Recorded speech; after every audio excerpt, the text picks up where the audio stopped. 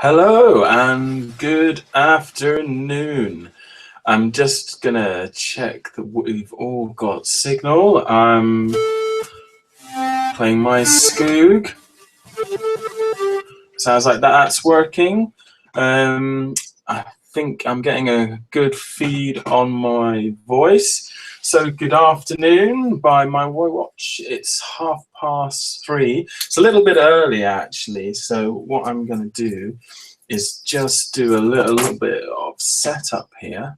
So I'm just going to adjust my Skoog to suit me. I have got Skoog on a mount here, so it's raised up and we can see it in the camera feed. There we go. Add a little bit of reverb to that. So hopefully we've got a few people online this afternoon. There we go. That'll do. So the purposes of this webinar is a general technical introduction to Skoog and using it. I'm completely happy to cover more pedagogical aspects and look at applications or look at videos of users and talk about how you might use it in different ways in the classroom.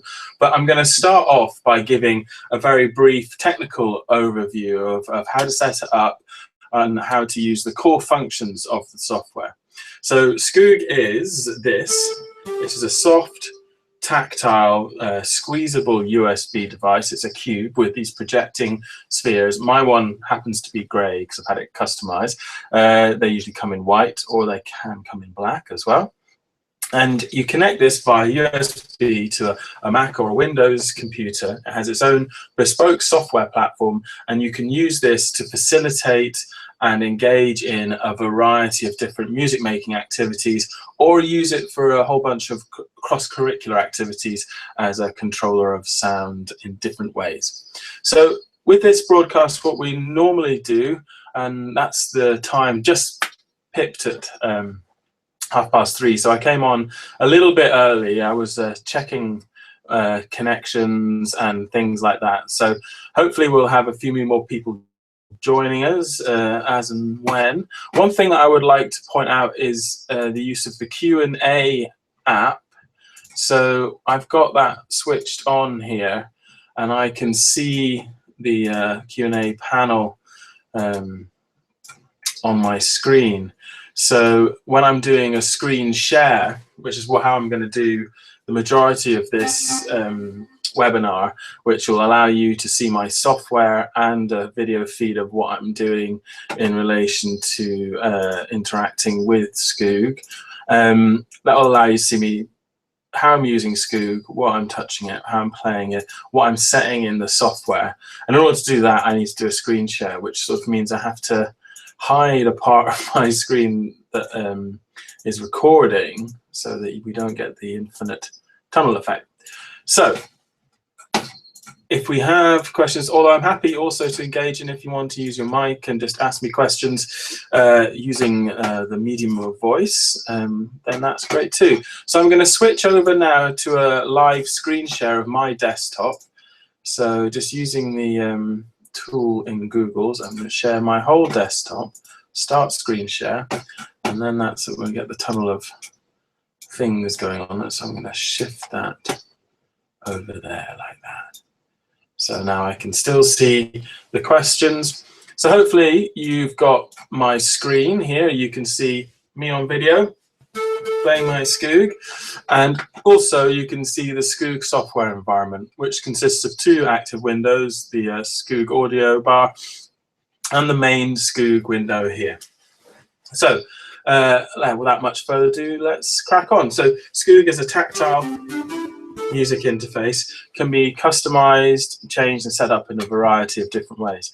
So the software crucially is Mac and PC and operates as a site license, is broken down the key functions into a variety of different tabs or zones on the software. When you start the Skoog up and software, you get this feedback panel which shows you kind of roughly where you're touching it. Important to note, the whole surface of the Skoog is interactive. So not just the kind of projecting button areas, but also the flat parts, the corners, And this opens it up to being used in a variety of different ways. People playing with their feet, with their hands, with your chin. You know, you can set it up to suit a whole range of different types of interaction. So here's my software. Here's my Skoog. I'm getting good signal there, so that's fine. So on this first sort of main page of the software, we have a volume control, which does what you would expect a volume control to do. We have a mute button. We also have the main sensitivity adjustment. So let's reduce the sensitivity down here. So there you can see it takes quite a reasonable pressure there to compress the foam to create the sound. So I can change the sensitivity, so I can make it more sensitive. And now you can see much less compression of the phone. So I can adjust that to suit the range of movement the individual has. And also there is an interaction between the type of sound you're making and how the sensitivity works, and we'll get to that shortly. So there's my main sensitivity adjustment there. And then let's have a look at the other aspects of the software. This next tab here, I'm just going to do a quick talk around each tab, each function set, and then we'll actually in depth go into how to set the Skoog up. Okay, so here we are at this tab here with a little musical note on the top, and that, as you would expect, is where you set the notes. So Skoog is an interface, and the traditional kind of way of using it is you choose it to be an instrument, a sound, and then you assign a set of notes for that sound to play, which is, you know, majority of instruments have all the notes there, and you choose which notes to play. Whereas with Skoog, what you do is you have this interface, and you assign a set of notes to it, either a scale or a chord, or a set of notes to play a melody. It can be a variety of different things. So we're currently on flute, and let's leave it on that for now, just as we go along. And so this tab here with the note on it is where I set the notes. There's some different ways of doing that. It has built-in pentatonic preset scales, so major or minor. You can see the notes on the keyboard changing there. I can select the tonic by letter, and I can select the octave by number. 3 is middle C, and so 4, 5, 6 is higher, and lower is lower. Okay, so that's how that works. And if I want to, I can also tune those notes to an acoustic signal. So using these sliders here. So I can tune to it doesn't have to be concert pitch, doesn't have to be kind of exact tuning. And this is actually a very useful device when possibly when working with people with a pervasive communication disorder, people who are hard to reach. By being able to tune something to their pitch space, or some range in which they're vocalizing, or in a sound source where they're engaged with, you can tune the scale which you're working on specifically to suit that. And it's very much like, I mean, majority of human beings do this when you interact with other human beings. When you're speaking, you tend to match their pitch range, and that makes everyone comfortable and helps us communicate better. So you can do that with this. There's also a handy reset button here for both of these sliders. The one above it is a transpose slider, which takes the whole pattern of notes and shifts it up and down the range by semitones. So simply, so very quickly you can change key up or down several semitones and do things that way. Again, it has a reset button. Now, the other way that you can choose notes is by not using a preset scale, but by assigning the notes manually using the software. So on this tab, if I go to user defined, I can select a color, select somewhere on the keyboard, and it changes it to that note. And I can do that with all of these, and then when I have them set how I'd like, I can save them. I can load note files in. We're going to have a look at the resources a little bit later. We have lots and lots of transcriptions, lots of note files you can download. We can also provide you with the facilities to make your own, all this kind of stuff going on. So this is where we set the notes. This tab is the kind of music box kind of tab where we can load in some preloaded material, jingle bells here, and a kind of color following system. So if I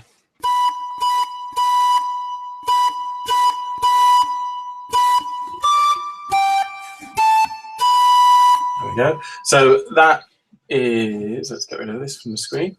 So I was just following the colors there, and the colors being fed to me in a guitar hero kind of way. Now this is a limited number of resources that are built into the software. It's intended as a self-paced exercise, a way of getting to know the Skoog.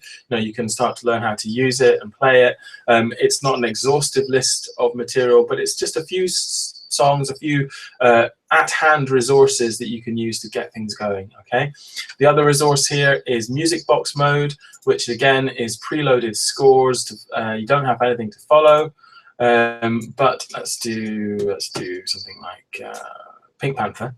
Go standard here, which shows it on the bottom. And what this does is sequences the notes, so it doesn't matter where I press the Skoog, it will automatically load the next note in the set. So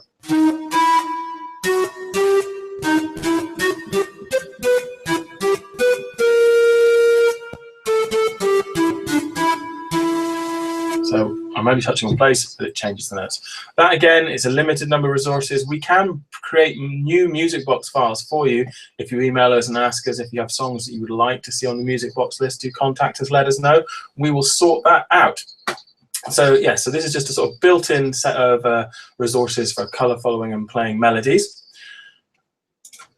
Next is this cogwheel. Now this is the advanced sensitivity settings, where I can so on the front panel we can change the sensitivity of the whole Skoog up or down, and here I can actually adjust the sensitivity of each surface. And this becomes particularly useful when people are using it in a more specialized way. So say I was wanting to play it by maybe resting my arm on it here like this, then I would reduce the sensitivity of the orange there so that I can use it as an anchor point.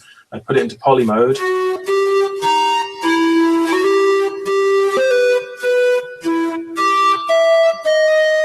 So there I'm able to activate different zones and areas, and that's a little bit of a cheek because I'm still in music box mode. So let's change that and let's show it to you more naturally.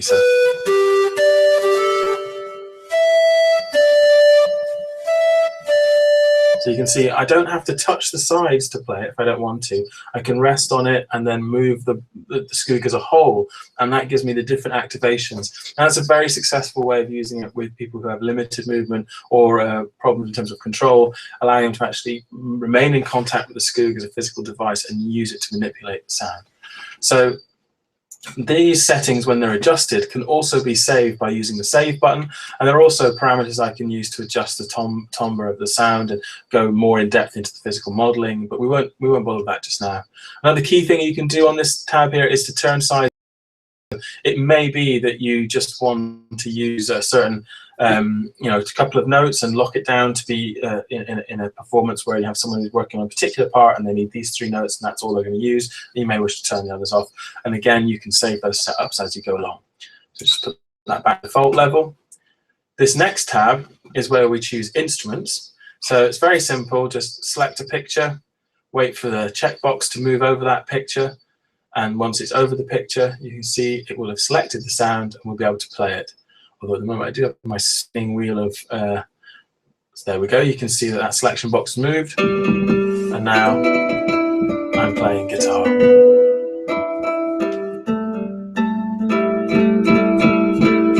Okay, so very simple, click on a picture. This tab is for sampling, so I can either drag pre-recorded sounds in and assign it to a different color or surface, or I can record. Hopefully that's worked. Has that worked? Oh no, we've got a funny sound. So here's a little quick bit of troubleshooting. I've tried to record into the sampling tab of my Skoog, and that looks like a bad sound wave to me. And if I was to play that, I think we'd hear a horrible, oh yes, a nasty sound. So the audio routing for the sound going in must not be correct. So let's go up here. Let's go to the settings, go to audio settings, and let's see if we can fix this. Look, if I look at my audio input device, I want the microphone. There we go. Built-in microphone, internal microphone. That makes more sense. Get rid of those, and now hopefully a little whistle, and we've recorded it. So they're just demonstrating that you can choose how the audio comes in. You can choose different devices. If you have a USB mic, that should pop up on the menu. If you're using a sound card, that should also be selectable via there. And depending on how complex your setup is, that should work. I mean, and it will also hopefully try and pick up the built-in mic microphone or the kind of basic microphone on your machine. A lot of laptops now, a lot of systems are built for Skyping with and doing kind of conference calling with, and those microphones act very well in a kind of class environment. So I can record sounds in. Hello, la la la la la la la la, and have different sounds. Hello, la la la la la la. Hello, la la la la la la, on different sides. Okay. One thing that's nice to do with the sampling is working perhaps with people with more limited vocal capacity. We can use this button here to clear the buffers. I can select a simple vocalization, maybe a like that, a simple sound. I can see that sound. I'm going to select it. I can edit it using the trim here. I can then place that on all surfaces and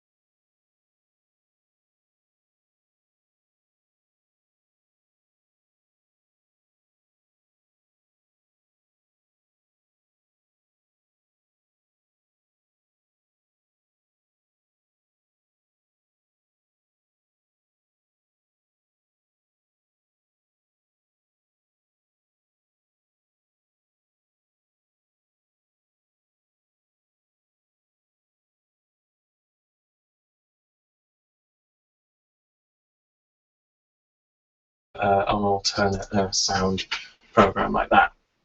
So I'm going to move that. And now, I seem to have lost my screen share. What's going on there? Let's see if we can get that back. Yes, please. Desktop, thank you very much. No. Come on. Desktop, start screen share. There we go.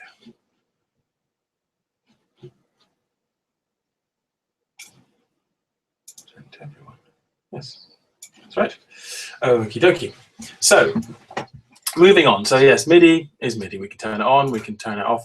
Important to note that when you do have MIDI on, if you need to mute the actual Skoog sounds, otherwise you'll get a hybrid. So if I was to do vibes now, and I could mix that with a MIDI sound. But if you want just pure MIDI, remember to mute the Skoog there. And if you don't and you want to mix it, you can mix the two together. So that's the kind of core set of functions that you have. Up here, we can have a look, and you can also do some different things. You can record your performance. So if I click record now,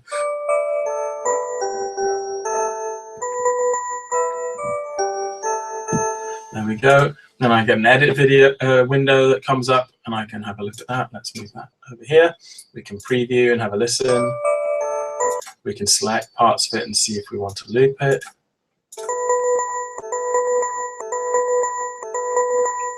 So we could use that as a backing track.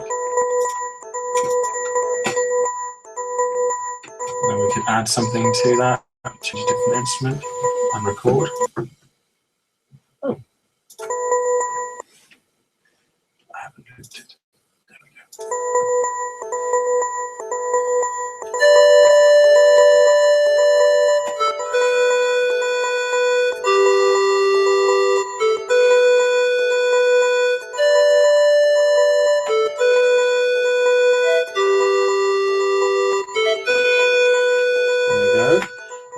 stop that. Stop the loop. Then now we have this little performance. 2 parts. Do we? Oh, we need to select it. That's fine. There we go.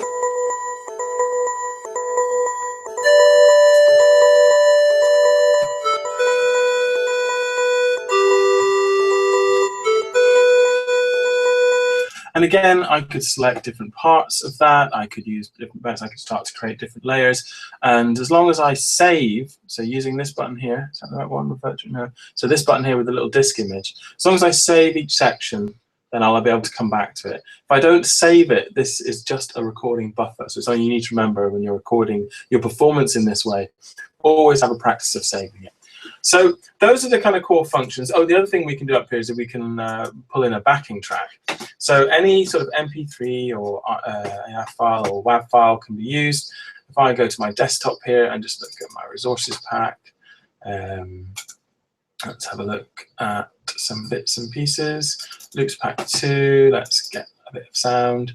And let's drag that in. If I drag that in there,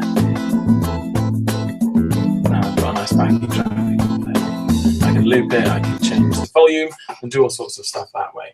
Up here as well, the other things up here are the USB reconnect. So if at some point my Skoog comes disconnected, when I reconnect it, I need to reconnect it via USB, and then I need to click this button and that will re-engage the system, otherwise I won't be able to get a signal. In addition, up here we've got this, which is a built-in wizard, tutorial wizard that walks you through how to choose instruments, how to set notes, how to change the sensitivity. And it's a really useful little class activity to introduce Skoog to a class, to go through the interactive wizard. You can do that and show the students the main functions and actually get them using it independently, depending on the level of literacy and depending on who you're introducing it to. So that's another sort of built-in feature that's great. So that's the kind of core elements of the software. I suppose what I'd like to cover now in this webinar with the time that's remaining, I'll try and keep these to a kind of brief half an hour to 45 minutes, or we can do longer and we can do bespoke sessions if you wish. I'm at your disposal, as it were, in that sense. So Skoog is a tactile interface. You can choose it to be an instrument using either physical modeling, sampling, or MIDI sounds. You assign a set of notes either via a preset scale or setting the notes manually. When you have 5 notes at a time, you can change those notes. They can be any notes, and you can move them as you're going along. And you can use that to support a range of different kind of music making activities. Everything from musical play, essential integration work, and kind of therapeutic, playful kind of music making, and really supporting musicality in a communicative kind of manner. You can use it in terms of supporting orchestral inclusion. You can, obviously the device is on a physical sense designed to enable those who may be physically unable to use a variety of instruments, maybe perhaps due to cerebral palsy, and it can be customized to be set up and used by individuals in that sense. And they can also make use of the colored aspect and the scores to be able to play scored parts in an orchestra. And that is a unique benefit of Skoog in the inclusion arena and in the environment there. Another way it can be used is just for having fun, enabling people who maybe don't know how to play an instrument to be able to engage in creative music making, in creative music tech, and have a go at composing and creating their own tunes. And it is just a very unique and interesting interface and a different way of approaching playing music. And the key thing it's designed for is facilitating play. So you play with the Skoog, you play with the object to learn how to use it. You make sounds from the get-go, and you're hopefully playing with others from the minute you start using it. And that's the best way to implement it. I would like to spend a little bit of time now showing you the online resources that we have. So I think in order to do that, I might change my screen share to be a particular window. Now, I have troubles locating my, there we go, my mouse. So if I do this, it's all going to go strange. Let's go to screen share. Here we go. So that's back to me as just a me here. And I'm going to change my screen share, and I want to share just my Safari window. So now hopefully you can see this. So you'll be just seeing what I'm pulling up in my browser. That's fine. So let's get myself a keyboard. And if I go to skoogmusic.com, so when you purchase a Skoog, you have access to all of the resources that are online. And if I go to the website here, I'll be able to show you what those resources are and give you some ideas as well about how to use it. I should just kind of, there we go. So if I go to the website, we have various kind of informative pieces in education and pedagogy and these kind of things. But if you scroll down to the bottom of the website, you'll see in the footer of all the pages, there's a language section, there's a resources, support, and Skoog music. Very crucially, just whilst we're here, in the support section, there's a section on tutorial videos. Now, these will give you a short demonstration, a short walkthrough in a similar way to we've been doing this webcast with a view of the physical Skoog, how it's being touched, what's happening in the software, where to click, how to do things. So you've got connecting your Skoog, you've got choosing instruments, assigning notes, setting the sensitivity, using MIDI, sampling, mixing MIDI with audio. Tutorial 3, what's this one? Instruments, sampling, and again using MIDI. So there's a range of different tutorials there, and they're nice, neat, self-contained, hosted on YouTube. Do use those if you're worried about, whether you have a good grasp of the software. Very good to go through that before doing a class. Just make sure you're comfortable with how to set it up, how to change the settings, how to tweak things, and how to get it working in the way that you want. So those are the tutorial videos. Again, a free resource for you there. In the resources section, however, let's just have a look at these. I'm going to go to resources, and then I'm just going to general resources here. So these are broken down into lesson plans. Let's have a look at the lesson plans. Here we go. There's always a kind of feature to download. This World Cup in Brazil is a kind of football exercise. We've got low interest annotation. We've got Clashing's Got Talent. That's a great pack there for doing really fun sort of talent show type situation using Skoog.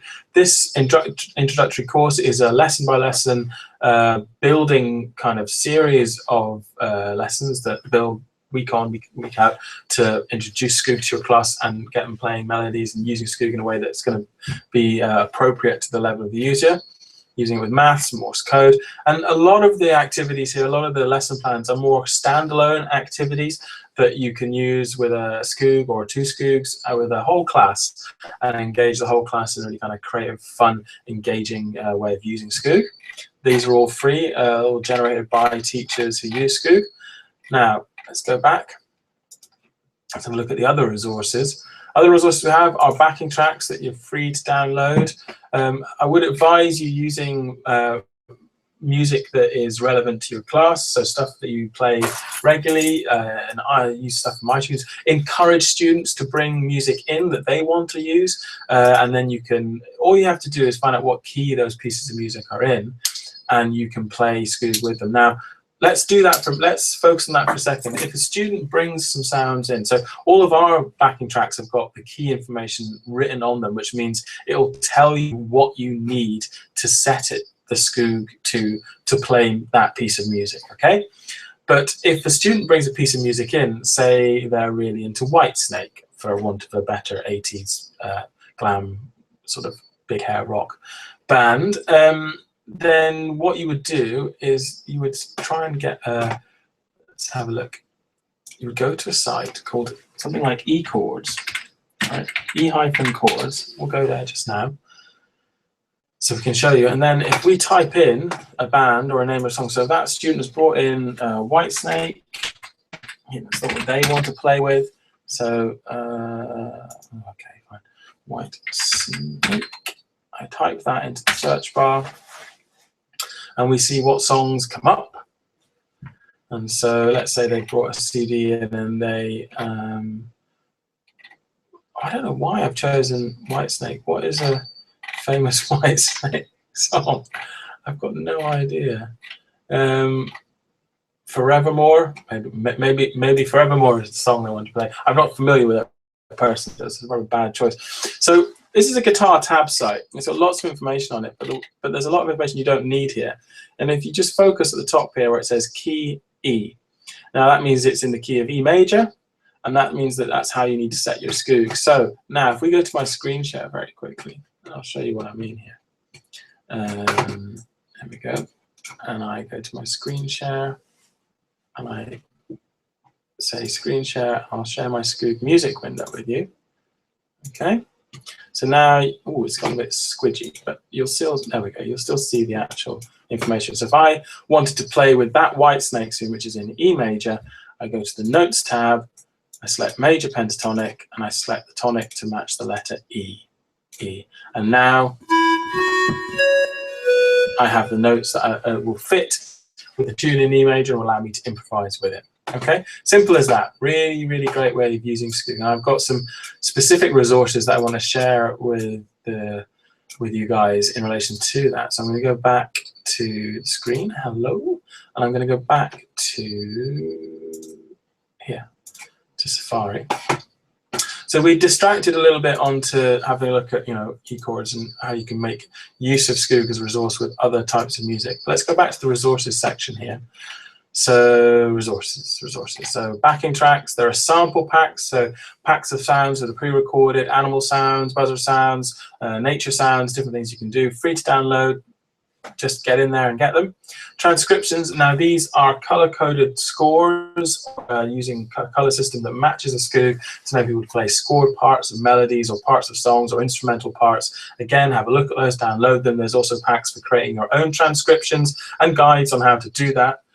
Extras, these are some sort of more non-specific, oh, that's not, surely not. Let's just check what's going on there. What do you mean you can't find extras? Read all about it. Da, da, da. There we go. So here we've got a little handy PDF about working with autistic kids, occupational therapy. We've got a key chart for pentatonics, notes on the scale, flashcards, all kinds of stuff there, right? But I would download all of these and have them to hand. And when you come across something where you need a little bit of extra help, you can see if we've already covered that in one of our kind of PDF guides. So that's a very brief overview. But now before we finish, I just want to show you what I think is really the kind of jewel in the crown of our resources, which is the top tunes section of the website. So if I go to top tunes and I go to popular tunes, this is a really great way of working with Skoog, with your class, engaging everyone, allowing people to take part, allowing people to be creative and to free them up, and also to do stuff that is age appropriate and culturally specific to them. So here we have a wide list of stuff. So it's driven very much by users. We've got Gangnam Style, we've got Hall & Oates, we've got some Gregory Isaacs, we've got the Lego Song, we've got Neil Diamond, we've got Fun, we've got Katy Perry, Quincy Jones. It's a real range of things. And I'm sure that in the majority of classes you're able to find something on here, or a student will be able to choose something they want to play. Let's choose Lady Gaga, for instance. So I've said to the students, right, pick a song from this page. And the other good thing about that is it's a limited resource. You're not saying pick a song from the entire music catalog of the world. You're saying, right, we're going to play one of the things that's on here. And I'm going to say, I want to play Lady Gaga. So I select the link. It opens a page. And on that page is some information.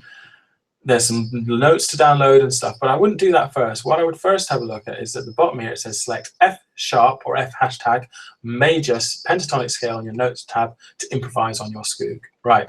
So if I click the YouTube link here, this will take me to a YouTube page that has the Lady Gaga song. I'll probably have to watch an advert or buffer up an advert. You might want to do this beforehand so that you're not possibly engaging with kids in terms of advertising. But we'll let that buffer up and play. And then what we will do in addition now, so Born This Way Lady Gaga, I'm going to change my screen share. I'm going to go back to showing you my Skoog window.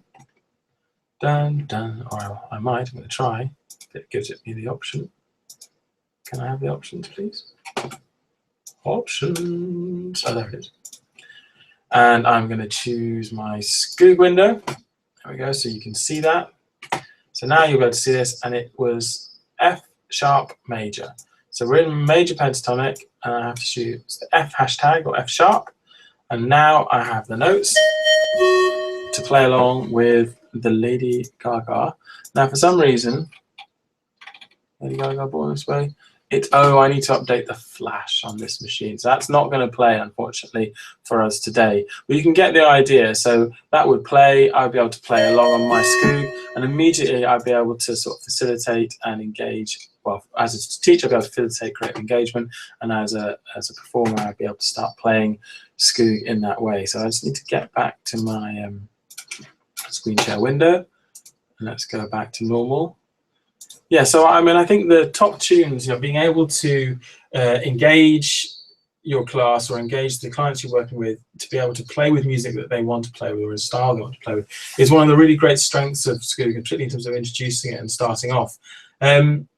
Other than that, I would suggest if you have specific questions in relation to working with particular client groups, be that young people with autism, older people perhaps with dementia, or working in care homes, working with people with learning difficulties as opposed to physical difficulties, or working with those with profound and multiple learning difficulties, do get in touch. Have a look around the website. There's a lot of useful information that we've put up there. There's a lot of downloads. There's a lot of useful guides. There's some discussion points. All of that's available. And just remember, for all of your Skoog needs, we're here to help. Don't forget to keep an eye out for other webinars and check out the links. We've just released a new instrument for eye gaze, which is a kind of screen playing, kind of cursor controlled version of Skoog. So it has a similar accessible and enabling musicality kind of elements in terms of the way that it works, but working with cursor control and eye gaze. And so we're doing some webinars on that. So please do check those out. And on that note, I think I'm going to sign off for today and wish you all a very, very good weekend. Do enjoy yourselves, and we'll speak to you soon on the next Skoog webinar. Take care. Bye-bye now.